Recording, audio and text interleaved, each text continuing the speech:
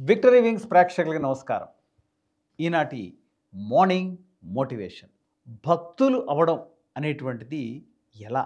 భక్తి అనేటువంటిది ఎప్పుడు కూడా ఏదో మనం రోజు కొంచెం కొంచెం ప్రార్థన చేస్తూనో, సాధన చేస్తూనో చేసేటువంటిది కాదు. మనం పూర్తిగా దానిలోనికి బానిసలవ్వాలి. అలా భక్తికి బానిస అయినటువంటి వాడు ఏమవుతారో తెలుసా? అది దేని మీద మనం చూపిస్తామో ఆ ప్రభావం మన మీద తెలియకుండానే పడుతుంది. నిజమే. ఇలాంటి దానికి ఒక గొప్ప ఉదాహరణ ఈరోజు మనం చెప్పుకుందాం. సేలంలో మాయమ్మ అని ఒక మహిళ ఉండేదట. మాయ అంటే భ్రాంతి మనకు తెలుసు. అమ్మ అంటే తల్లి. తల్లి కాని తల్లి మాయమ్మ ఆమె పేరు. కానీ ఆమెకి తమిళ్ రాదు. దక్షిణ భారతదేశంలో ఉన్నా గూడా ఆమె ముఖ కవళికలను చూస్తే ఒక నేపాలీ దేశస్తురాల్లాగా ఉంటుంది. బాల్యం నుంచి అక్కడే ఉండడం వల్ల ఆమె ఏ దేశస్తురాలు, ఎక్కడి నుంచి వచ్చింది, ఎలా ఉంది అనేది చాలామందికి తెలియదు. కానీ ఆ రోడ్లమ్మట తిరుగుతూ ఏవో పిచ్చి పాటలు పాడుకుంటూ విడుతూ ఉండేది. ఈమెకి కుక్కలంటే కూడా చాలా ఇష్టం. ఈమె ఎక్కడ ఉంటే అక్కడ 10-11, 12 కుక్కల దాకా కూడా తిరుగుతూ ఉండేవి. చాలామంది ఆమె పిచ్చిది అని కూడా అనుకుంటూ ఉండేవారు.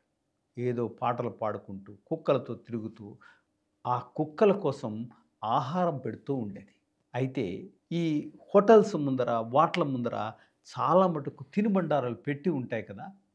వాట్లకి తిండి పెట్టడం కోసం ఈమె ఏం చేస్తూ ఉండేదంటే, ఆ తినుబండారాలని లాగి రోడ్డు మీద వేసి వెళ్ళిపోతూ ఉండేది. ఆ కింద పడిపోయినటువంటి తినుబండారాలు ఈ కుక్కలు వచ్చి తింటూ ఉండేవి. ఈ విధంగా ఆమెకి కుక్కలంటే ప్రేమ వల్ల, కుక్కలకి కూడా ఆమె అంటే చాలా ప్రేమ కలిగింది. అయితే ఈసారి ఏం జరుగుతూ ఉండేది, ఎవరైనా హోటల్ దగ్గరికి ఆమె వస్తోంది అంటే కర్ర పెట్టి కొట్టినటువంటి సందర్భాలు కూడా ఉన్నాయి. ఆమె రాకుండా కాపలా కాసినటువంటి సందర్భాలు కూడా ఉన్నాయి. ఇలా కాలాన్ని వెళ్ళబుచ్చుతూ ఒకసారి ఆమె అక్కడ సముద్ర తీరంలో నీటి మీద తేలియాడుతూ కొంతమందికి కనబడింది. ఎలా ఆమెకి ఆ విద్య వచ్చింది, ఏం చేసింది తెలీదు కానీ అప్పటినుంచి ఆమెను ఎవ్వరూ కూడా తిట్టడం మానేశారు. ఒక దైవారాధనతోటి ఆమెను చూడడం మొదలెట్టారు. ఎప్పుడైనా బయటికి రావాలనుకుంటే ఈదుకుంటూ బయటకు వచ్చేసేది. లేదంటే ఆ సముద్రం మీద ఆ విధంగానే కూర్చుని ఉండేది చాలాసేపు. ఆ తర్వాత ఆమెతో పాటు జనాలు కూడా రావడం మొదలుపెట్టారు. అయినా కూడా ఎక్కడ ఒక్కసారి కూడా ఆమె ఎవ్వరితోటి ఏమీ మాట్లాడిన సందర్భాలు కూడా లేవు. మరి ఇటువంటి సందర్భాల్లో ఆమె ఎక్కడ కూర్చుంటే ఆమెతో పాటు కొంతమంది కూర్చుంటూ ఉండేవారు. ఆఫ్‌కోర్స్ యాజ్ యూజువల్‌గా కుక్కలు కూడా ఆ విధంగానే కూర్చుంటూ ఉండేవి.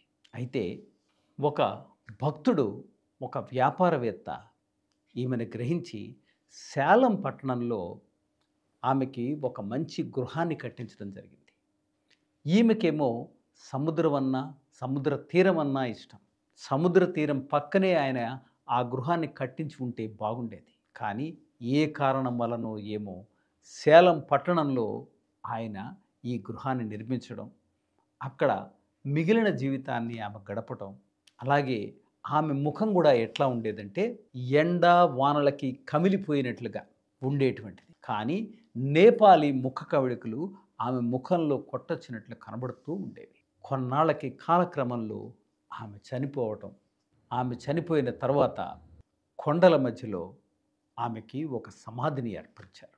ఇప్పటికీ అక్కడికి వచ్చిన వారందరికీ కూడా భోజన సదుపాయాలని ఏర్పాటు చేస్తూ ఉంటారు. పౌర్ణమి నాడు ఆ సమాధిని చూసిన వారికి చాలా మంచి కలుగుతుందని ఒక నమ్మకం కూడా. అయితే అక్కడ ఉన్నటువంటి ఒక వ్యక్తి ఎవరైతే ఈమెని ఆ ఆరాధనా భావంతో చూస్తూ ఉంటాడో అతనిలో కూడా ఈమె ముఖ కవళికలే ఉన్నాయి. ఎందుకు ఈ విధంగా జరిగింది అంటే భక్తి భావంతో పూర్తిగా he surrendered, she is the God. ఎవరైనా సరే భక్తి భావంతో పూర్తి శ్రద్ధతో చేసినట్లయితే వారి యొక్క రూపురేఖలే కాకుండా వారి యొక్క నడవడిక కూడా వీరికి వస్తుంది అనడంలో ఏ సందేహం లేదు. అందులో ఇది ఒక మచ్చు తునక. మరిన్ని మంచి విషయాలతో మరొక వీడియోలో కలుద్దాం. అంతవరకు సెలవు. మీ ఫణీంద్ర. Good day. మీకు ఈ వీడియో నచ్చినట్లయితే లైక్ చేయండి, షేర్ చేయండి, సబ్స్క్రైబ్ చేయండి. చివర్లో గంట కొట్టడం మర్చిపోకండి.